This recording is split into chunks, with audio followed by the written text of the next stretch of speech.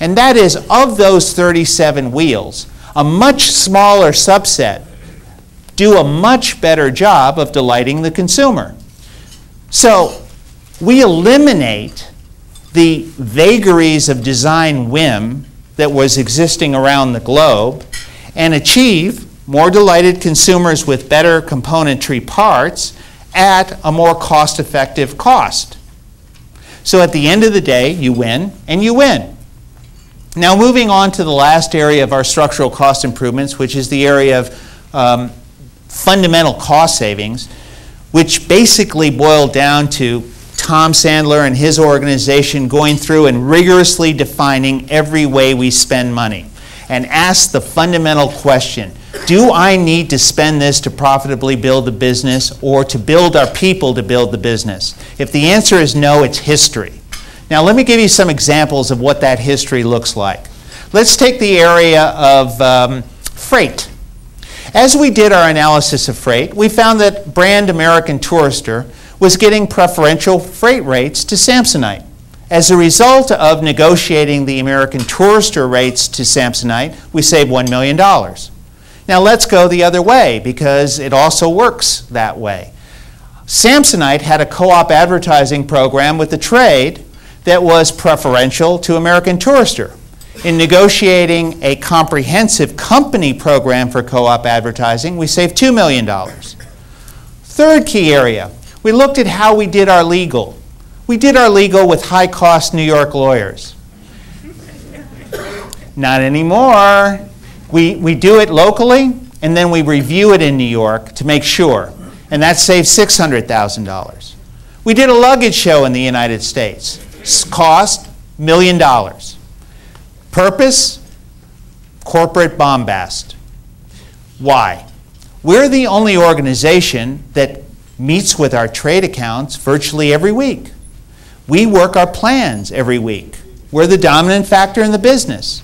Why do we need to invest $1 million in Las Vegas this year to not only tout our products to whom? Our competitors, so they can knock us off 6 months earlier? Doesn't make sense. In the span of the last 15 seconds, I've rattled off a series of anecdotal multi-million-dollar cost savings that are going to hit our bottom line. The fact of the matter is, ladies and gentlemen, there's a lot of opportunity in this area, and we're going to take every piece of it. Now, I'd like to move on to the next key area, which is this area of product and pricing architecture. And I'd like to use a chart for Europe to illustrate this, to bring to light this idea of broadening consumer appeal. As you can see in Europe, we have a situation where we have products with features and materials and styling that commands $500 pricing all the way down to $100 pricing and everything in between. Now contrast that to the US, where you see the pink boxes. Those pink boxes illustrate outages. So you forgo the top-end image, you forgo the top-end richer margin, and you forgo, at the lower end, the tonnage that is associated with that more crippled, if you will, that less complete architecture. Now in 1997, by the third quarter, we will have fixed that, and we will have a top-to-bottom lineup of products that achieve the kind of price point and brand and product architecture that has already proven itself for over a decade among a test market of 200 million people in Europe. Now, let's take this one step further, and I want to drive it home with one sentence. We have an opportunity as well to take the best of the best around the world and get rid of the rest. Let me bring that to life if I could. We audited all our various SKUs. We had to, in fact, create a system to measure sales and profitability for those SKUs, but having done that, we concluded that 37% of them simply do not pass muster. They are history. Now, there's a converse of that that is also true, that is also more important, and that is the best of the best. Let me illustrate that if I could. This is a product, a European product in this case. It's called Streamline. Streamline has been in the marketplace in Europe for 10 years. It is the leading soft-side seller in Europe, and it has had back-to-back 10 years worth of increasing sales. Is this product globalized? We will by the summer of 1997. But this is a two-way street. Let me illustrate it the other way from America. This is a product called Ultralight. Ultralight is the leading seller in the United States.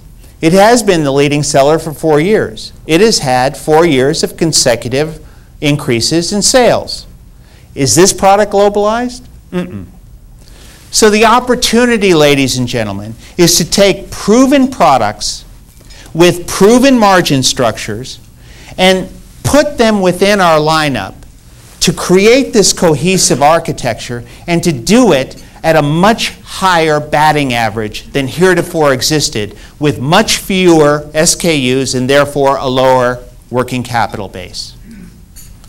Now, I'd like to move on to the next one, but before I do, I'd like to tell you that this river runs deep. We have a whole series of already designed products that are eligible for search and reapply around the world, and the next 40-second video will give you just a visual sense of that.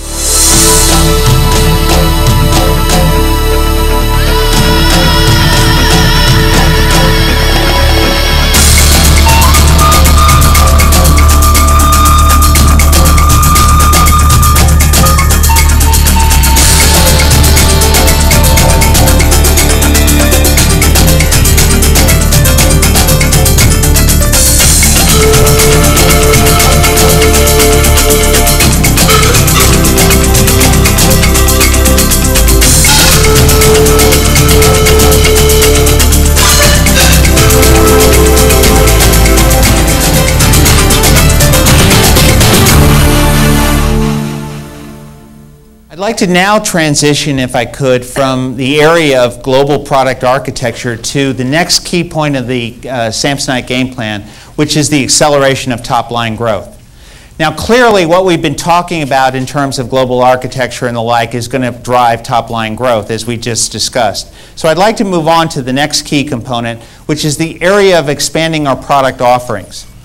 As many of you may know, we have a business around the world called casual bags, and those are like duffel bags or backpacks and the like. That's a $400 million wholesale business in the United States and a $600 million wholesale business in Europe. So $1 billion in just those two continents.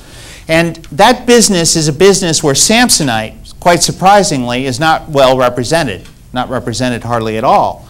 And as a result, we took a look at this, and Luke said, I'm mad as hell, I ain't going to take this anymore. I'm going to go out there and create the line of products to deliver that business.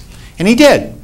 And he put those into lead markets in all of Germany and all the Benelux, and we're sold out.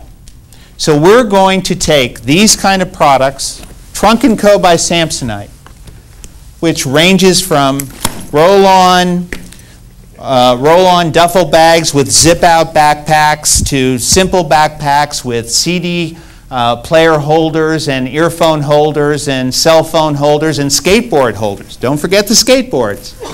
That will drive this business and allow us to achieve a position within a business that we ought to have as a core competency of ours because it's the same selling distribution mechanism, et cetera, et cetera.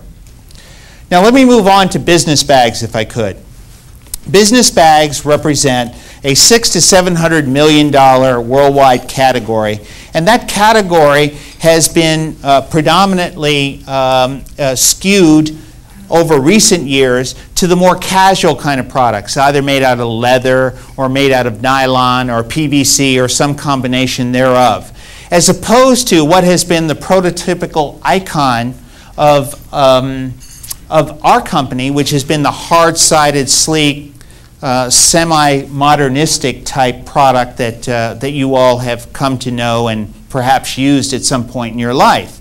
Now, what we've done is we've looked internally and externally at the designs that are selling the best and have added to them all the richness that we've learned from an ergonomic standpoint as to where to put the cell phone holder, where to put the ticket pocket and passport pocket